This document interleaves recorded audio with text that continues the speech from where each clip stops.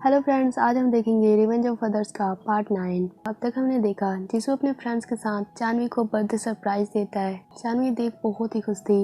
वहीं पर ओसुंग भी आया था। ओसुंग के फोन पर वही रिंगटोन बजता है जो चानवी ने कॉल पर सुना था। जीसू ये नोटिस करता है और उसे अब ओसुंग पर शक हो चुका था। वो ये बात चानवी को बताता है। चानवी सुन बहुत ही गुस्से में आ चुकी थी। वो कहती है कि मैं ओसुंग को आज ही मार दूंगी, उसने मेरे भाई को मारा है। जिसू उसे संभालता है और कहता है कि चानवी, हमें ओसुंग के खिलाफ पहले सबूत इकट्ठे करने पड़ेंगे। अब चानवी मान जाती है। उधर ओसुंग और जेवम साथ में बैठे थे। जेवम घर नहीं जा रहा था और वो बहुत ही स्ट्रेस में था।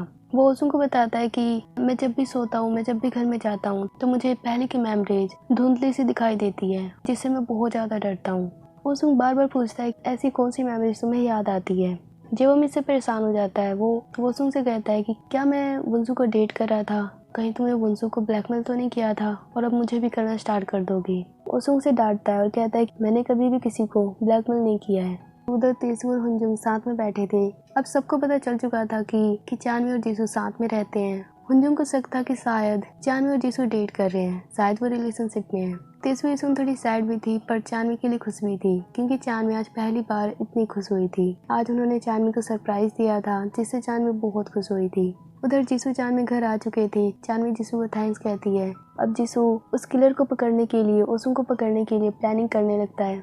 आगे जीसू चानवी को कहता है कि वैसे मैंने तुम्हें बर्थडे गिफ्ट में कुछ भी नहीं दिया है, वैसे तुम क्या चाहती हो। चानवी उसे मना करने लगती है, पर जीसू के रिक्वेस्ट करने पर वो कहती है कि मुझे तुम्हारे सूलेज बहुत ही अच्छे लगते हैं, क्या तुम वो मुझे दे सकते हो। जीसू ये सुन थोड़ा हेजिटेट हो जाता है, क्योंकि ये सूलेज उसकी मोम के हैं। ये जीसू के लिए बहुत ही कीमती है और वो चानवी को देने के लिए मान जाता है। अब रात को वो सूलेज को धोने लगता है। उधर हम ऑफिसर्स को देखते हैं जिनको एक रिसिप्ट मिली थी। ये रिसिप्ट उन्हें जेहू के गैराज में मिली थी, जिसकी मौत हो चुकी है। अब ऑफिसर्स को लग रहा था कि रिसिप्ट जिसकी भी होगी वही किलर है। अब नेक्स्ट स्टार्ट हो चुका था। जीसू चानवी स्कूल के लिए रेडी हो चुके थे। अब जीसू चानवी को वो सूलेज दे देता है जो चानवी ने उसे मांगे थे। दोनों स्कूल जाने लगे थे। चानवी वो सूलेज लेकर बहुत ही खुश थी। जीसू से कहता है चानवी, इस सूलेज का बहुत ही ध्यान रखना, क्योंकि ये मेरे लिए बहुत ही खास है। इसको कभी भी गंदा मत करना और अगर कभी फेंकने का मन भी करे तो मुझे वापस दे देना। चानवी सुन थोड़ी हैरान थी। हम डिटेक्टिव को देखते हैं जो रिसिप्ट को शॉप में लेकर जाकर पूछताछ कर रहे थे। वो जानना चाहते थे कि वो रिसिप्ट किस इंसान की है। आगे तेसू जीसू से मिलती है। उनके साथ हुंजुंग भी थी। हुंजुंग बहुत ही सैड थी, क्योंकि वो कह रही थी कि काश मैं गायनोलॉजिस्ट के पास जाती ही नहीं और ना ही हम उस बॉय के बारे में जानते, और आज पुलिस तुम्हारे पीछे नहीं पड़ती। आगे तेसू जीसू को पुलिस के बारे में बताती है कि अभी वो क्या क्या ढूंढ रहे हैं। जीसू उन्हें बताता है कि चानवी ने उसकी कैसे हेल्प करी। अगर वो उस बैग को लेकर नहीं जाती तो पुलिस उसे कब के पकड़ चुकी होती। तेसू और हुंजुंग चानवी की बहुत तारीफ करते हैं और वे कहते हैं कि हमें चानवी को भी अपनी प्लानिंग में शामिल करना होगा। जीसू थोड़ा कंफ्यूज था कि आखिर कि चानवी के ऊपर बार बार कौन वार कर रहा है, और ऊपर से उसके घर के शीशे भी किसने तोड़े होंगे। सबको लग रहा था कि ये जरूर ओसुंग और जेहू का काम होगा, क्योंकि ये दोनों ही जीसू और चानवी से जेलस हैं। अब जीसू कहता है कि ना हम ओसुंग का फोन हासिल करें और उसके फोन को चेक करें, जरूर हमें कुछ ना कुछ सबूत मिल ही जाएगा। अब क्लास स्टार्ट हो चुकी थी। हम देखते हैं कि तेसू और हुंजुंग ओसुंग पे नजर रख रहे हैं। अब तेसू ओसुंग से फाइटिंग करने का नाटक करती है और उसी बीच हुंजुंग उसका फोन लेकर बाहर आ जाती है और जीसू को दे देती है। जीसू उस फोन को लेकर रेस्टरूम में चला जाता है और उसमें चेक करने लगता है कि उसने कभी चानवी को कॉल किया है या नहीं, पर जीसू को उस फोन में कुछ भी ऐसा नहीं मिलता जिस पर उसे शक हो। उधर ओसुंग भी अपने फोन को ढूंढते हुए रेस्टरूम तक आ चुका था। यहाँ हमें पता चलता है कि ओसुंग के पास दो फोन है और इसीलिए जीसू को उसके फोन में कुछ भी नहीं मिलता, क्योंकि ओसुंग के पास जो दूसरा फोन था उसमें उसके खिलाफ कुछ सबूत हो सकते थे। अब जीसू बिल्कुल डर चुका था, क्योंकि ओसुंग बाहर ही खड़ा था और ओसुंग इनडायरेक्टली जीसू को धमकाता है। अब ओसुंग वहाँ से चला जाता है और जीसू वहाँ से फटाफट अपनी क्लास में चला जाता है। हम देखते हैं ओसुंग को अपना फोन मिल चुका है और उसे जीसू पर पूरी तरह शक हो चुका है। अब जीसू चानवी को बताता है कि उसे ओसुंग के फोन में कुछ भी नहीं मिला और जरूर ओसुंग के पास दूसरा फोन है जिसमें कुछ सबूत हो सकते हैं। आगे हम डिटेक्टिव को देखते हैं जो ओसुंग के घर पे जाता है। ओसुंग और जीहू उन्हें देख थोड़े परेशान थे। उधर जीसू घर पर आ रहा था। रास्ते में उसे ऐसा लग रहा था कि कोई उसका पीछा कर रहा है। तभी हम देखते हैं कि कोई उस पर वार करता है। जीसू उस इंसान को पकड़ लेता है जो उस पर वार कर रहा था। तभी हम देखते हैं कि वो कोई और नहीं, सेजिन है। अगले ही पल हम देखते हैं कि सेजिन जीसू के घर पर है और चानवी उसकी मरहम पट्टी कर रही है। सेजिन को लग रहा था कि जीसू ही किलर है जिसने वुत्सु को मारा था। चानवी से बताती है कि जीसू वो किलर नहीं है, किलर कोई और है। वो उसे ओसुंग के बारे में बताती है। सेजिन जीसू से, चानवी से, दोनों से माफी मांगता है, क्योंकि उसने घर के विंडोज और बाकी उसके कपड़ों को भी काट दिया था। चानवी पूछती है, तुमने मेरी स्कूटी की ब्रेक क्यों काटे थे? सीजन कहता है, मैंने तुम्हारी स्कूटी के साथ कुछ भी नहीं किया था। चानवी सुन थोड़ी हैरान थी कि वो तो कौन हो सकता है जिसने उसकी स्कूटी के साथ ऐसा किया था। उधर ओसुंग के घर पे हम देखते हैं कि वो डिटेक्टिव ओसुंग के डैड से मिलते हैं, क्योंकि ओसुंग के डैड उनके सीनियर हैं। वो ओसुंग के डैड को बताते हैं कि आपका बेटा हो सकता है कि उसी ने वुनसुक को मारा हो और उसी ने जेहू को मारा भी हो। वो बताता है कि वो जो रिसिप्ट थी उस रिसिप्ट का ओनर आपका बेटा है। ये सुन ओसुंग के डैड बिल्कुल परेशान थे कि अब वो अपने बेटे को कैसे बचाए। वो उस जूनियर डिटेक्टिव को कहते हैं कि तुम्हें अभी ये बात किसी को भी नहीं बतानी है। नेक्स्ट डे स्टार्ट हो चुका था, सारे बच्चे स्कूल जा रहे थे। तेसू और हुंजुंग बस में चढ़ चुके थे। वे देखते हैं कि जेवम भी आज बस में था।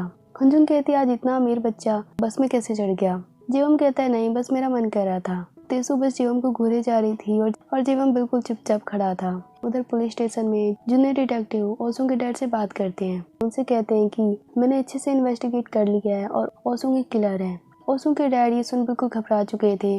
वो बस जूनियर को चुपचाप रहने को कहते हैं।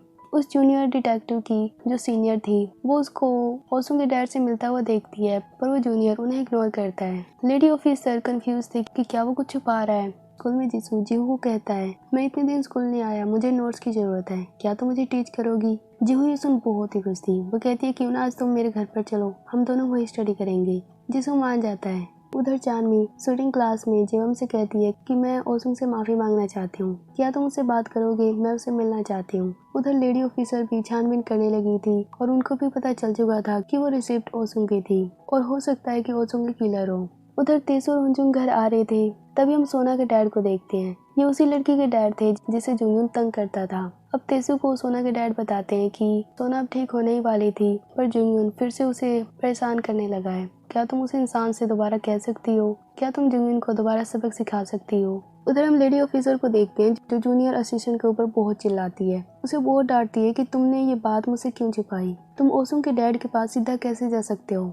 जूनियर उनसे बार बार माफी मांगता है। लेडी ऑफिसर बहुत ही गुस्से में थी। उधर चानवी रेस्टोरेंट में थी। उसके सामने वाले रेस्टोरेंट में ही ओसुंग और जेवम थे और चानवी सामने वाले रेस्टोरेंट में ही थी, पर वो ओसुंग के पास नहीं जाती क्योंकि वो उन्हें बीच में फंसा कर रखना चाहती है ताकि जीसू उसके घर पर जाए और उसके घर की चेकिंग करे। अब जीसू ओसुंग के घर पे आ चुका था। जेहू उसके खाने के लिए कुछ बनाने लगती है और जीसू को मौका मिल जाता है ओसुंग के रूम की चेक करने की। अब उसके रूम में जाता है और छानबीन करने लगता है। जेहू जीसू के लिए नूडल्स बना रही थी। अब वो उस नूडल्स की फोटो सोशल मीडिया पर अपलोड कर देती है। तो ये फोटो ओसुंग भी देख लेता है। उसे अब जीसू और चानवी का प्लान समझ आ चुका था। अब अपने घर की तरफ दौड़ता जाता है। चानवी देखी डर चुकी थी। वो जीसू को कॉल करती है, मैसेज करती है कि तुम अलर्ट हो जाओ क्योंकि ओसुंग घर की तरफ जा रहा है। उधर जीसू का फोन उसके पास नहीं था। वो चानवी का कॉल नहीं देख पाता, पर उसे ओसुंग के रूम में कुछ फोटोज मिल जाती है जो वुनसुक के साथ की थी। तभी ओसुंग भी वहाँ पहुंच चुका था।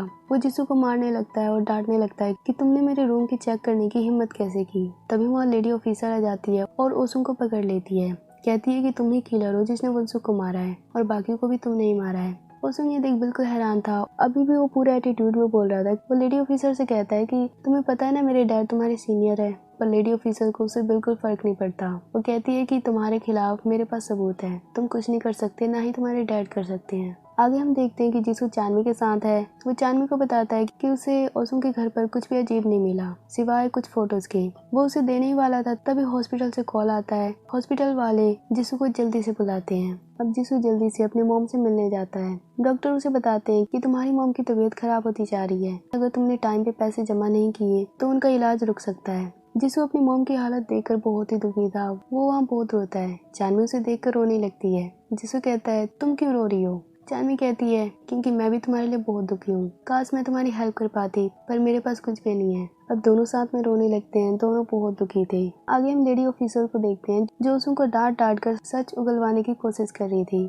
पर ओसुंग बार बार कह रहा था कि मैंने वुनसुक को नहीं मारा, पर लेडी ऑफिसर को उसकी बातों पर विश्वास नहीं होता। आगे ओसुंग के डैड लेडी ऑफिसर को बुलाते हैं और उनसे बात करते हैं। उनसे माफी मांगते हुए कहते हैं कि मुझे नहीं लगता कि ओसुंग किलर है। लेडी ऑफिसर कहती है कि लेकिन ओसुंग के खिलाफ ही हमें सारे सबूत मिले हैं, अगर उसने कुछ गलत नहीं किया तो उसे डरने की जरूरत नहीं है। ओसुंग के डैड ओसुंग के लिए बहुत ज्यादा चिंता में थे। आगे हम ओसुंग को देखते हैं जो जुंगयुन से मिलने जाता है। जुंगयुन अपने फ्रेंड्स गैंग के साथ था। ओसुंग कहता है कि तुम्हें पता है, मुझे लगता है कि तुम्हारे साथ जो भी टॉर्चर किया, जिसने भी टॉर्चर किया, वो कोई और नहीं जीसू है। जुंगयुन सुन बिल्कुल हैरान था। आगे हम जीसू को देखते हैं जो बिल्कुल परेशान था।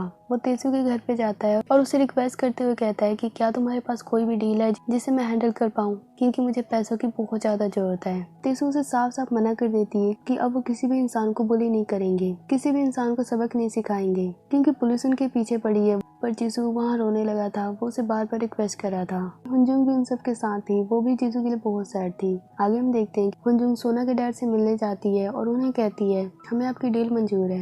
यानी जीसू जुंगिन को फिर से टॉर्चर करेगा। अब रात हो चुकी थी। हम देखते हैं कि जीसू जुंगिन के बस के आगे खड़ा है। जीसू उस पर नजर रख रहा था क्योंकि वो उसे सबक सिखाने वाला था। अब आगे क्या होगा नेक्स्ट पार्ट में देखेंगे।